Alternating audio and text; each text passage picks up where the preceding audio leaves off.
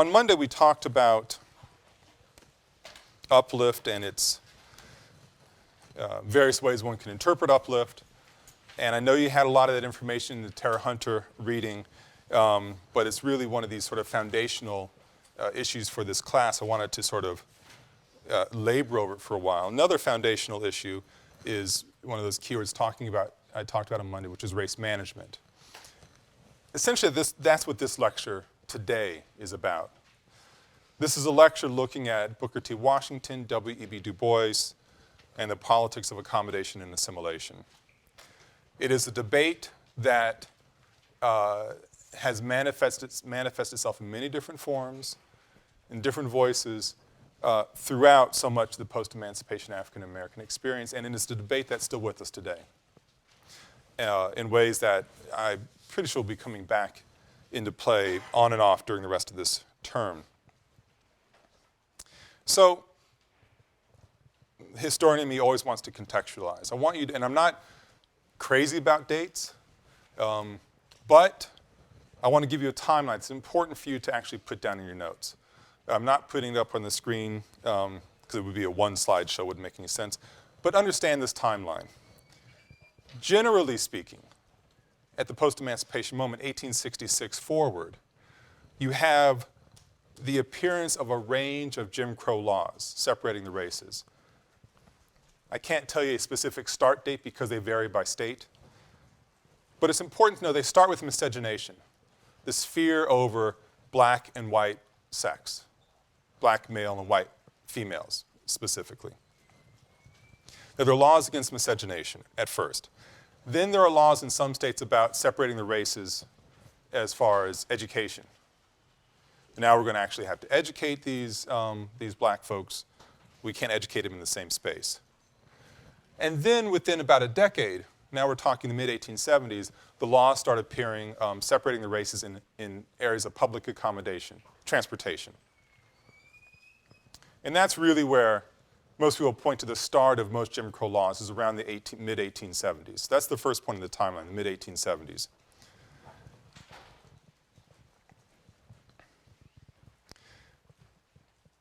You already know about Reconstruction, the rise of redemption, of course.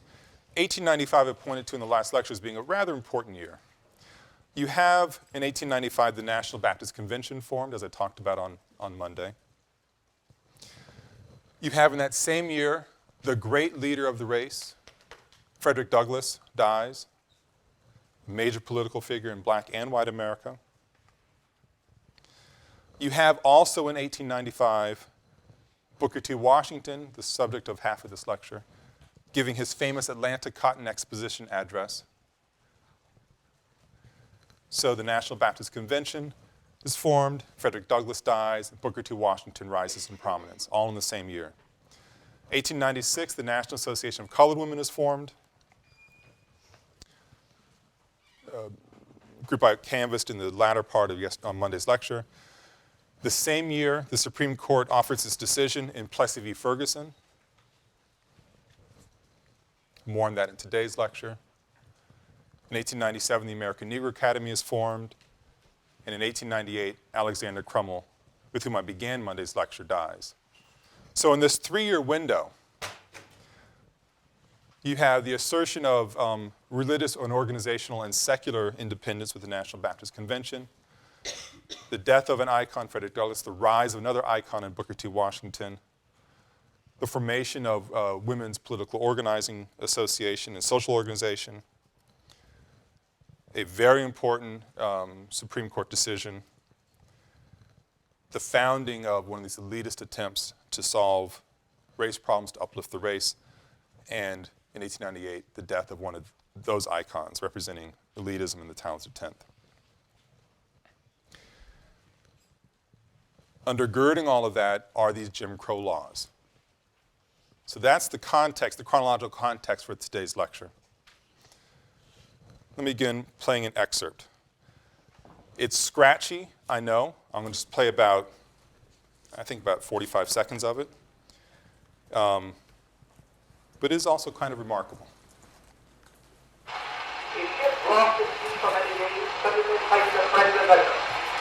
From the mass of the unfortunate vessel was seen a picture. Water, water, we die of thirst. The answer from the slender vessel at once came back. Cast down your bucket where you are. A second time, the signal water, slender water, ran up from the distressed vessel. And was answered, cast down your bucket where you are. A third and fourth signal for water was answered, cast down your bucket where you are. The captain of the distressed vessel at last heeded the injunction, cast down his bucket, and came up full of fresh, sparkling water from the mouth of the Amazon River.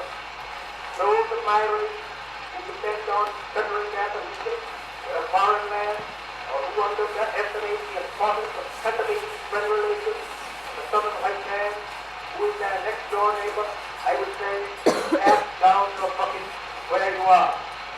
Cast it down, making friends in every manly way of the people of all races by whom you are surrounded. Now that's frankly just show and tell. That's Booker T. Washington reading from his famous Atlanta Cotton Exposition address. I know it's hard to hear, but I'm going to go over it. It's also in the readings for this week.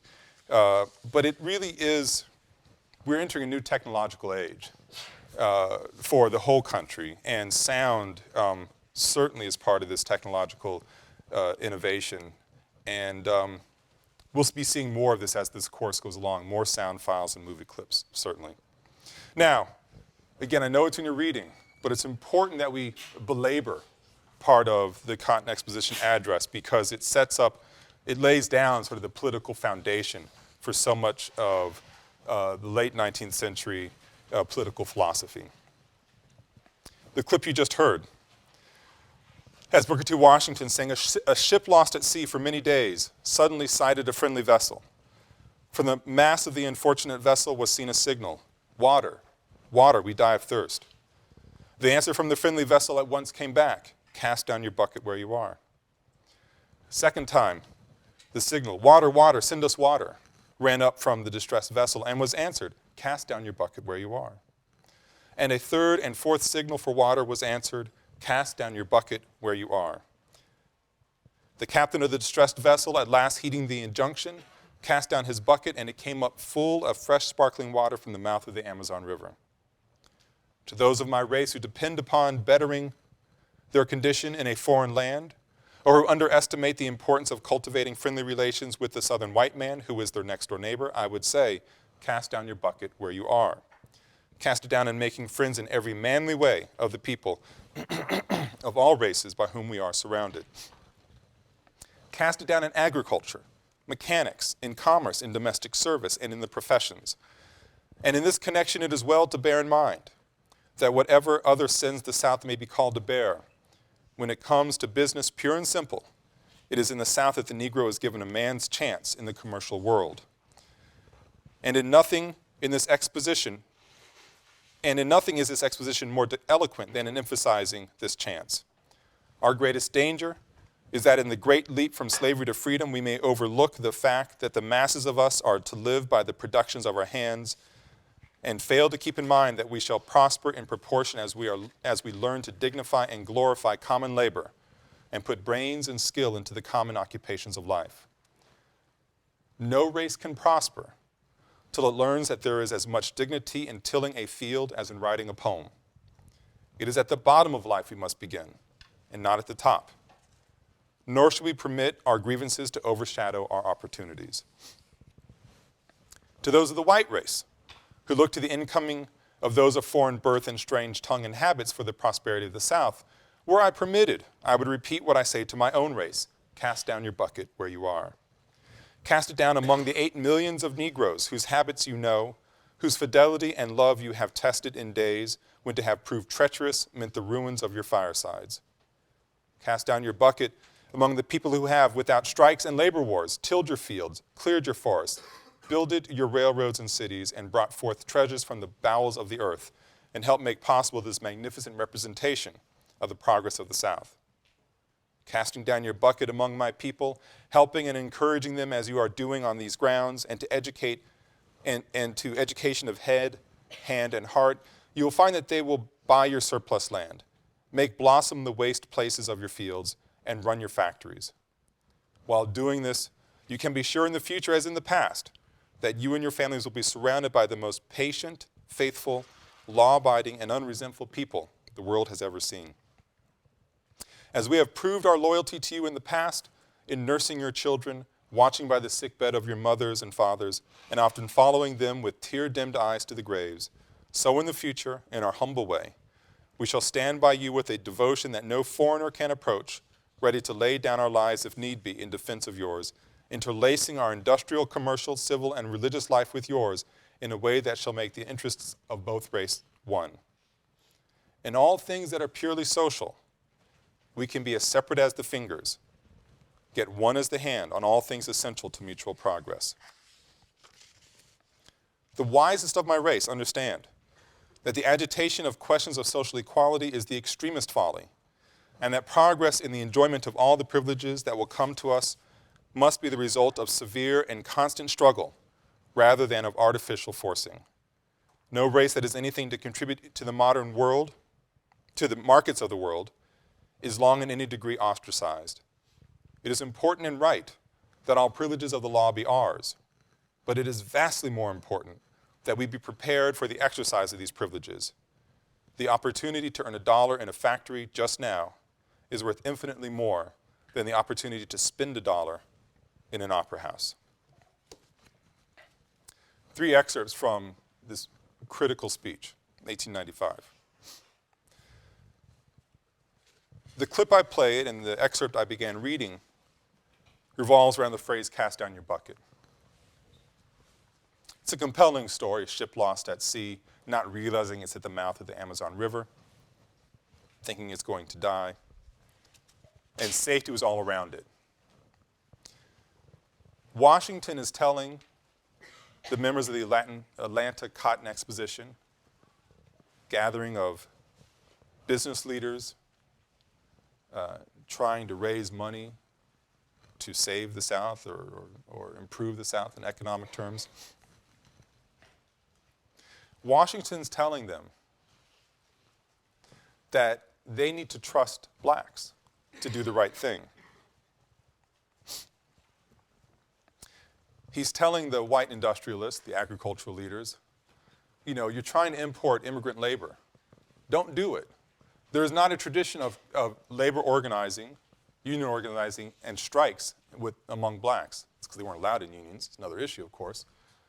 But Washington's telling the white owners, the factories and the mills and the fields, this is a workforce you can trust, who's toiled by you, who's nurtured you and nursed you, and we'll be faithful. We've proved our faithfulness in the past. So it's a nativist argument. We don't want foreign labor in here. It's also an argument about race management. He begins by telling blacks, look, you can't agitate. You need to recognize that this is our home, South, and the rural South. This is where we are, and this is where we need to make our futures.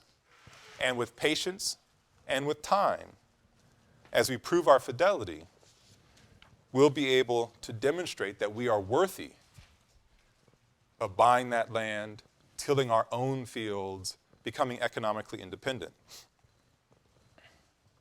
So he says himself, the wisest among my race understand that the agitation of questions of social equality is the extremist folly. It's a take it slow approach. Now, one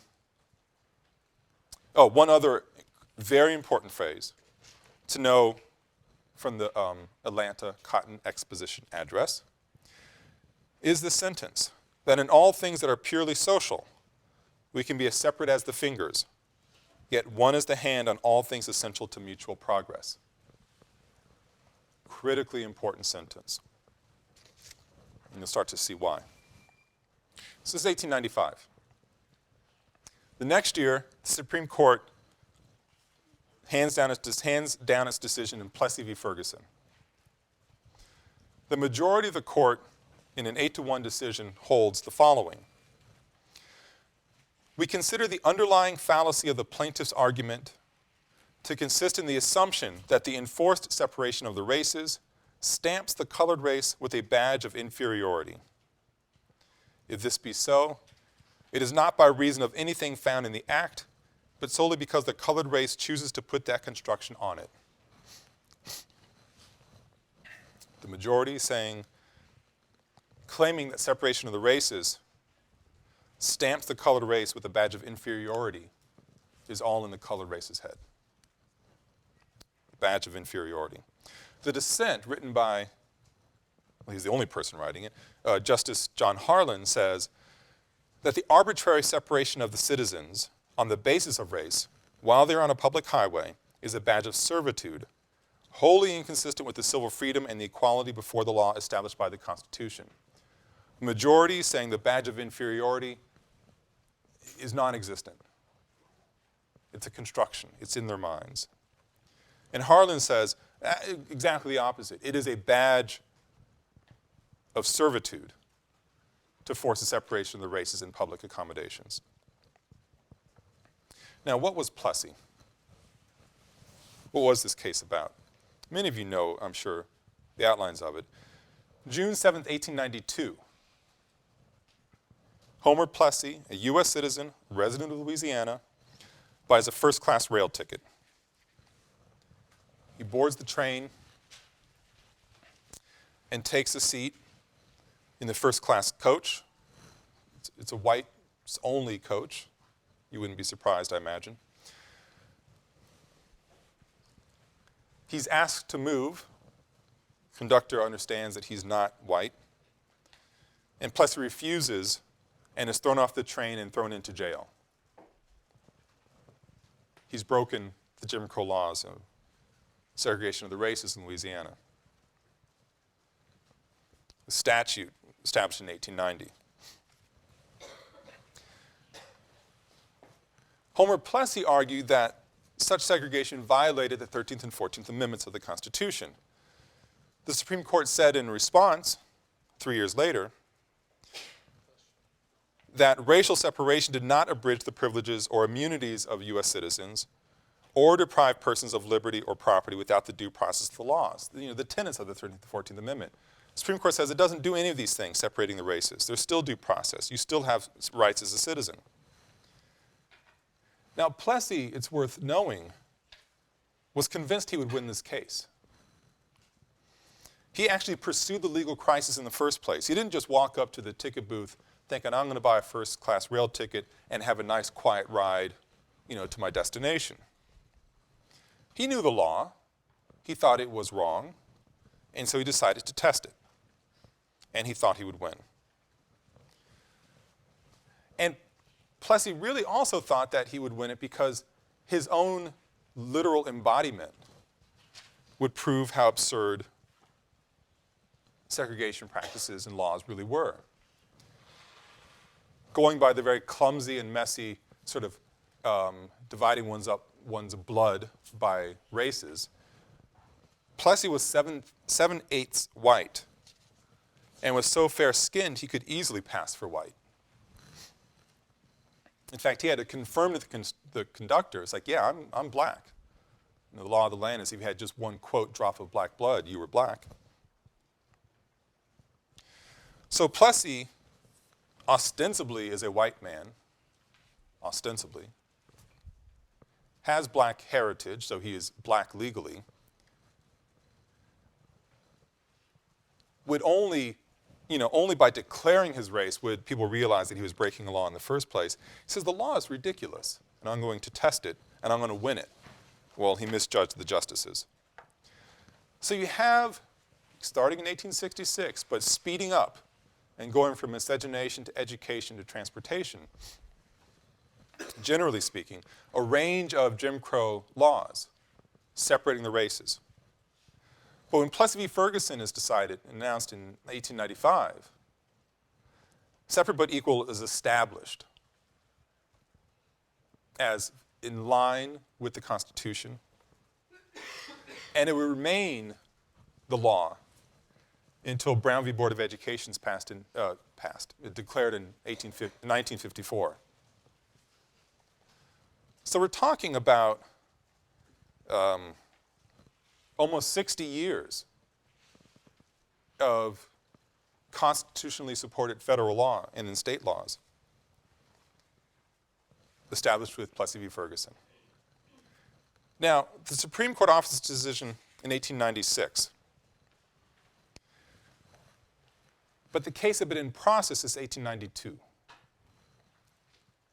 And what does this matter? I mean, we all know these things take a while to bubble up to the Supreme Court. It matters because there's no doubt that when Booker T. Washington rose to speak at the Atlanta Cotton Exposition in 1895, he knew that efforts were underway to challenge racial separation. Washington, however, openly and famously accommodated to white Southern and Northern business interests. This was not a little quiet case kind of trickling its way up through the system. Washington was a well-educated man. He knew about race politics, of course. And so he made a conscious decision in 1895 to declare that he's on the side of Southern business interests, Northern business interests, separating the races to reduce racial anxiety of these whites. He knew that Plessy v. Ferguson was being fleshed out in the legal system.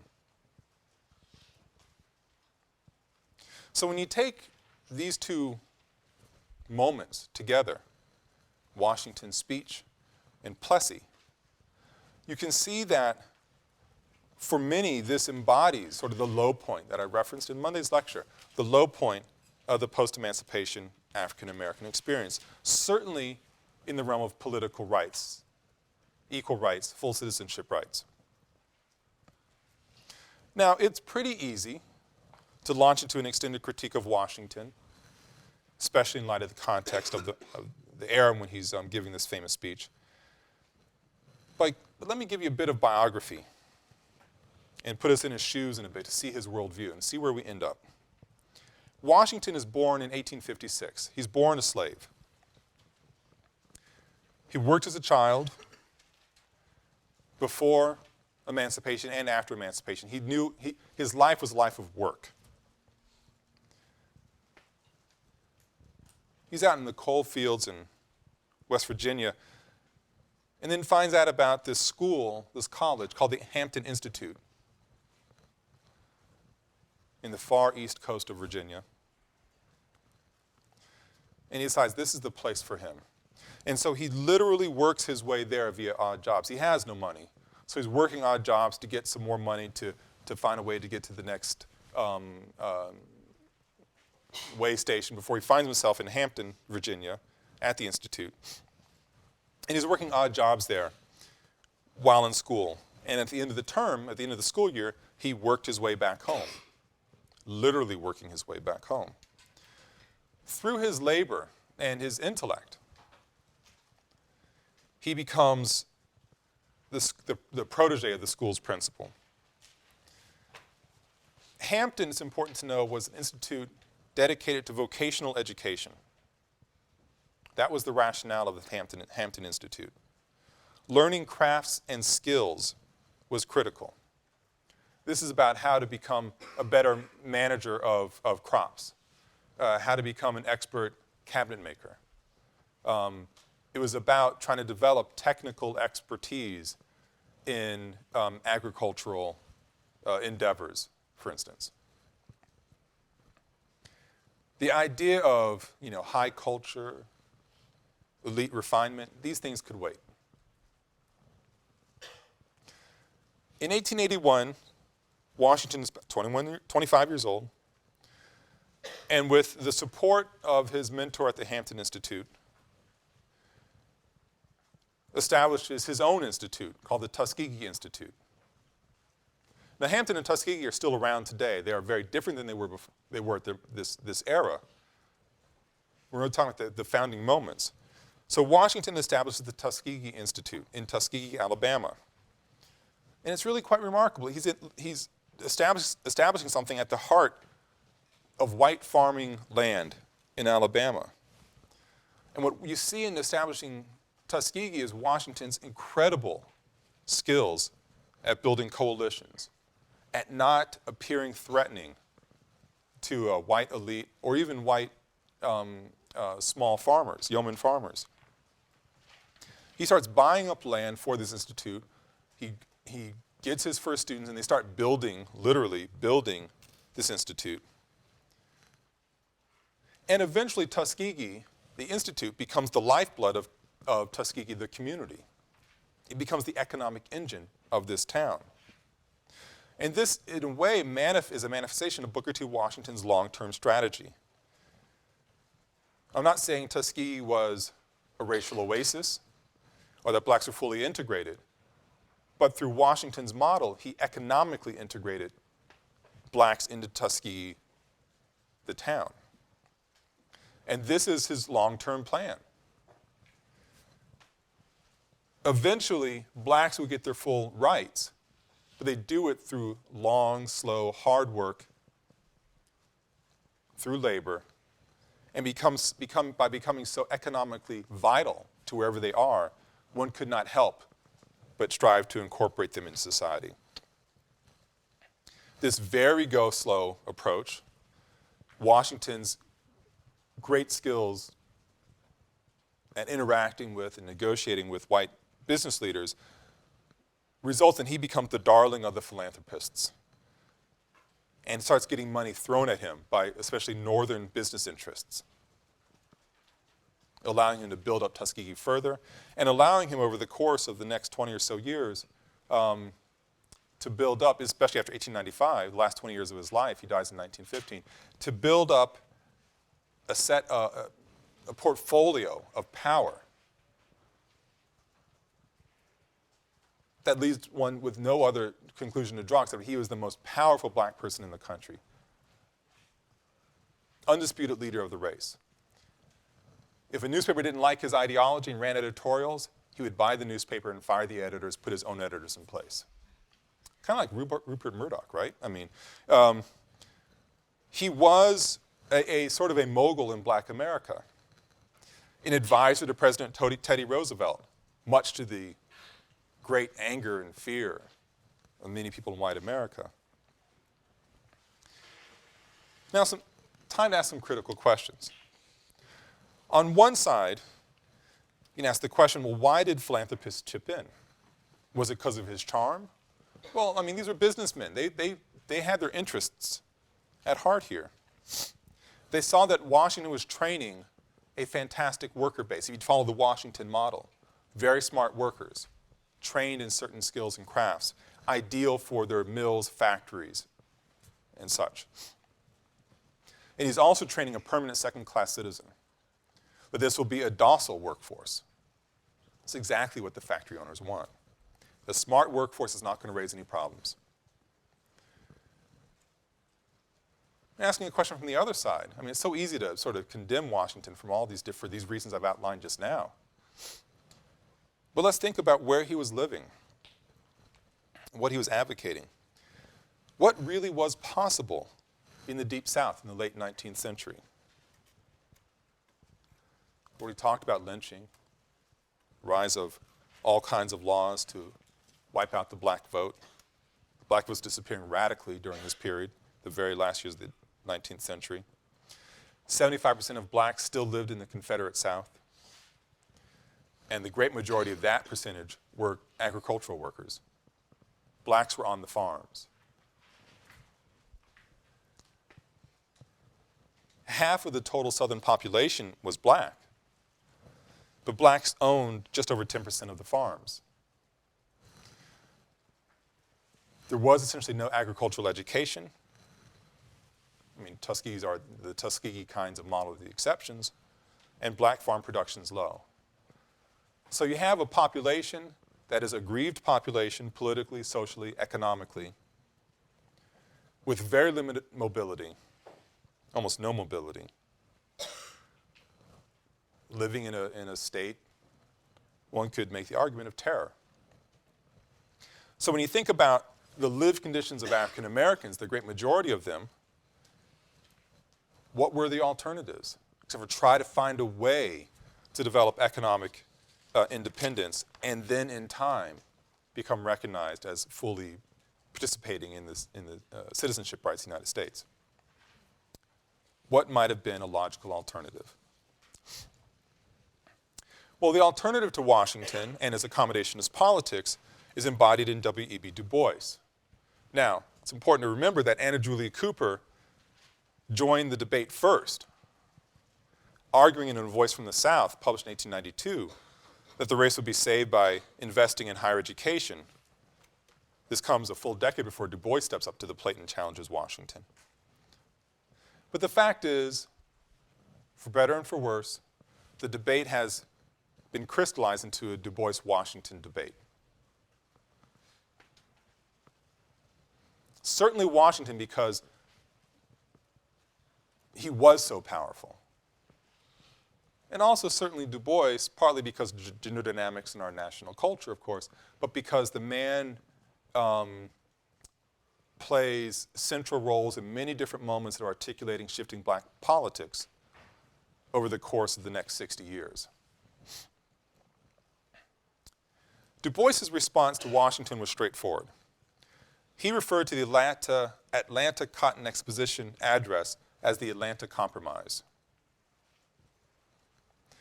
And he said in his very famous critique of Washington, and I quote here, that manly self-respect is worth more than lands and houses, and that a people who voluntarily surrender such respect or cease striving for it are not worth civilizing. Manly self-respect is the most important thing. It's more important than lands and houses. And if you don't have the courage to stand up to the system that's fighting, that's pushing you down, you're not worth civilizing. Now, this phrasing here is rather important. Harkening back to the last two lectures, manliness and civilization, Du Bois embodies this very elitist, Eurocentric worldview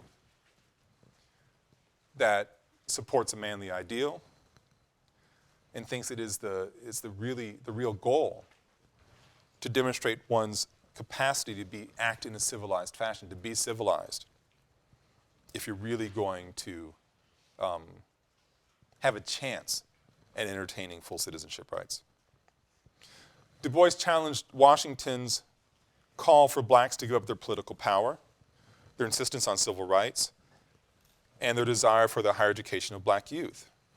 Du Bois advocated that the talented 10th, this idea he developed from Henry Morehouse, advocated that the talented 10th be educated at the finest institutions in order to save the race. Now, why is Du Bois so invested in this agenda? Mainly because it reflected a large part of his own life experience. And a glance at his biography makes this much clearer. Du Bois was born in 1868 in Great Barrington, Massachusetts, just about an hour and a half from here. And he's beginning to be recognized, actually, in Great Barrington for being one of his more famous sons, as the phrase might be.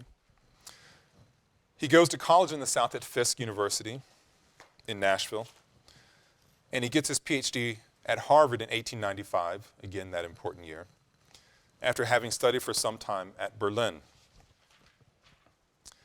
He publishes the groundbreaking sociological study called the Philadelphia Negro in 1898, I believe, essentially creating the field of urban sociology in the process. And he helps establish the American Negro Academy. So just in the moment when Booker T. Washington is rising up and bursts onto the national scene with his Atlanta Cotton Exposition address, Du Bois is getting the finest education in the world, quite literally, gets his PhD, the very first generation of African Americans to get that degree, establishes the field of urban sociology,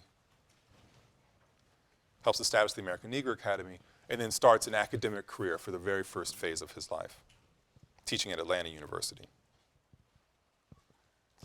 So Du Bois espouses and embodies the value of higher education and the role that the black intellectual would play in the salvation of the race. He was, at the time, one of the most educated, highly educated people in the world. And he had a very full sense of his own talent.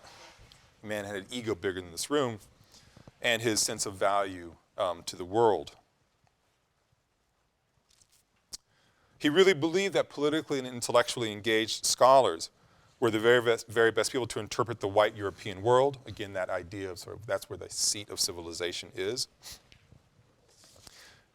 And you can see this belief manifested or in the pages of what people regard as Du Bois's great classic of The Souls of Black Folk. How many of you have read The Souls of Black Folk? Just a handful, well, more than a handful, about a sixth of you, fifth of you, sixth of you, or read in it. Maybe more hands would go up.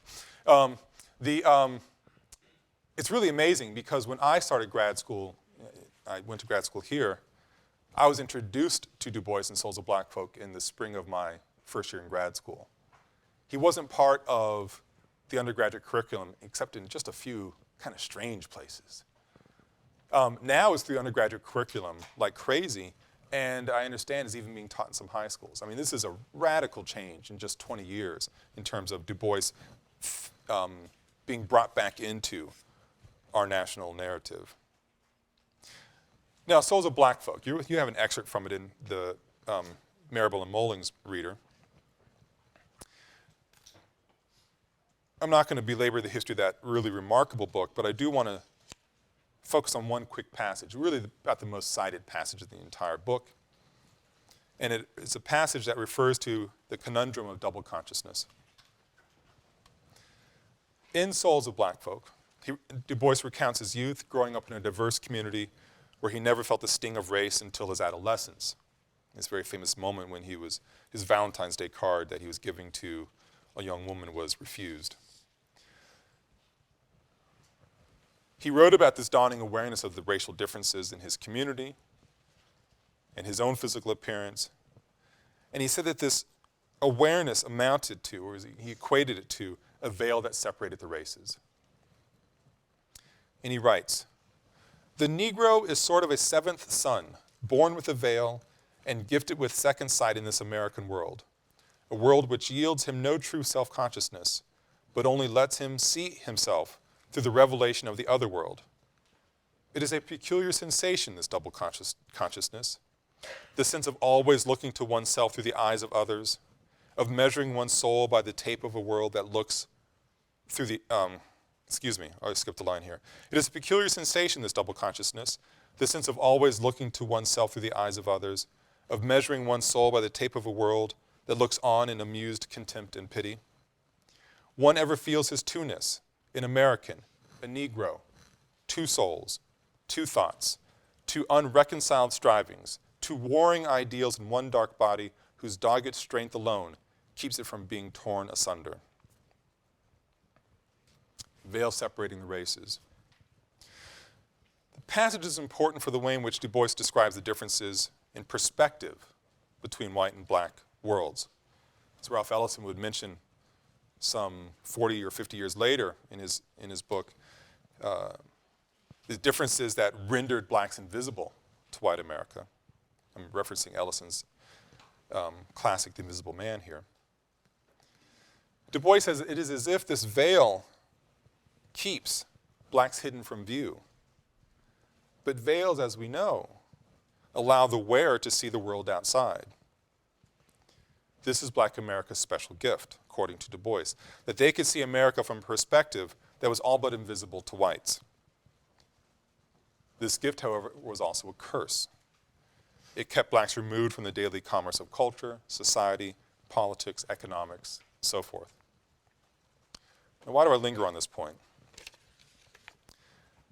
I linger on it because it gets to the heart of the problem that Du Bois felt that black scholars like himself had to deal with. They were best positioned to solve these problems, and yet they couldn't be heard and couldn't be seen by the white world. But they were the best positioned to interpret those worlds to each other. And in this way, Washington and Du Bois are actually quite alike. They both sought to be interpreters of the black experience to white America. They both sought in some ways to control the means of access of each racial cohort to the other. In the long run, many of their goals were the same. Their means, however, were profoundly different. It's important to say here that Washington was a rather complicated figure. Washington was very publicly in support of the separation of the races, accommodating to northern white business interests. As I mentioned before, owned all these newspapers, would control them if they said anything bad about him. But he also funneled money to Du Bois and other activists, knowing a public support would destroy him, but recognizing that sometimes, not all the time, but sometimes their points had merit. And so he would actually give Du Bois, who had no kind of resource like that, give Du Bois through third parties resources to continue the battle. But in the arena of public engagement, public political engagement, these two could not have been more different. You can see this in high relief when, in 1905, 2 years after Souls of Black Folk was published, when Du Bois and other college-educated black professionals meet at Niagara Falls. Now, they're meeting on the Canadian side, not the New York side, which they intended to do, since the New York side refused them lodging. But these educated black men and a few women, Ida B. Wells is one of them, come together to form an organization that was dedicated to full citizenship rights for black America. The so-called Niagara Movement demanded a number of things: freedom of speech and full citizenship, manhood suffrage, the abolition of all distinctions based on race, the recognition of basic principles of human fellowship, respect for the working person. I went through that quickly. It's in the Reader, the manifesto, the Niagara Movement's call to arms. But it's important to, we'll look back at that and think of these themes I just talked about: full citizenship rights, the vote, abolition of distinctions based on race, human fellowship, respect for the working person. I want you to think back to this moment in 6 or 7 weeks. Well, in about 3 or 4 weeks, in the 6 and 7 weeks, this is an abiding theme of political organizing in black America throughout much of the 20th century. Washington was invited to join the Niagara Movement. He was by far the most powerful black person in the country. He was invited mainly out of courtesy because of his power. He declines. Some of his greatest enemies are the people organizing the Niagara Movement. But at least they had to, put out that olive branch. But again, Washington knew he would lose his white support base if he made that move. The Niagara Movement meets annually until 1909. That year, some members of the group were invited to a national conference on contemporary race relations and the struggle for civil rights. This group of white activists, many of them with abolitionist roots back to the previous century, came together because of a race riot and a lynching. Heretofore popularly felt to be a Southern phenomenon, despite, like the New York City draft riots, as evidence to the contrary. This race riot and lynching happened in Springfield, Illinois in 1908. The riots were horrific in their material significance, certainly, loss of life and property, but the symbolic significance was far greater, at least for these organizers. The riot occurred on the 100th anniversary of Abraham Lincoln's birth, and several black citizens in Springfield are lynched within a few blocks of Lincoln's home and within 2 miles of his gravesite. Now, the riot started when a white woman accused a black worker of raping her and assaulting her. She later recanted, admitting that her white boyfriend had beat her, but it was too late. Angry mobs formed, started looking for the perpetrator, who was spirited out of town quickly. But the mobs start forming and attacking blacks under the impression that they were the ones harboring the rapist. But the great emancipator's memory could be so sullied, horrified these white liberals, some of whom organized this conference and invited members of the Niagara Movement. Together, these white liberals and a few representatives, these black liberals from the Niagara Movement, decided to form a new social betterment organization that would be dedicated to the pursuit of civil rights for blacks. And that organization is the National Association for the Advancement of Colored People, the NAACP. Du Bois was one of the people from the Niagara Movement who went to this conference, and he joined the NAACP upon its founding in 1910 and serves as its sole black officer. He was the director of research and publicity for the NAACP and the editor of its magazine, Crisis. And Du Bois would remain at the NAACP for the next 25 years. He would have this very vexed relationship with the organization. So from its inception, the NAACP needs to be understood as essentially a white organization with Du Bois as the sole black officer, dedicated to the improvement, quality of black life, certainly. But the people running the NAACP, left, progressives, some of them considered radicals, were all political agitators, but they're agitating toward an assimilationist goal. This is why Du Bois felt so at home with this sort of politics. The NAACP, not to make light of the commitment of these radical progressives and Du Bois as well, agitating towards assimilation, believed that with the proper amount, type, and style of agitation, blacks would eventually integrate into white society, economy, and politics. Now, the phrasing of that is very important, that blacks would integrate into white society, economy, and politics. The process would not work in reverse. So just as we can, get worked up perhaps about Washington's accommodationist politics and say, really down for the idea of, Du Bois's, radical politics and assimilationist ideals, you need to also be aware of what the assimilationist ideals were about. Blacks would integrate into white society, a society that was civilized, and that was a descendant of the height of civilized culture in the world, and that's Britain. These are complicated narratives. But we can ask really interesting or because they're complicated, we can ask really interesting questions. Sort of such that, when all is said and done, with Washington's politics being open for critique, is it easy to let the Niagara Movement's or the NAACP's politics be free from critique? There's plenty of criticism to be thrown around and lots of critical questions to ask, and we'll start asking those questions in the section and in the weeks to come. Thanks very much. Have a great weekend.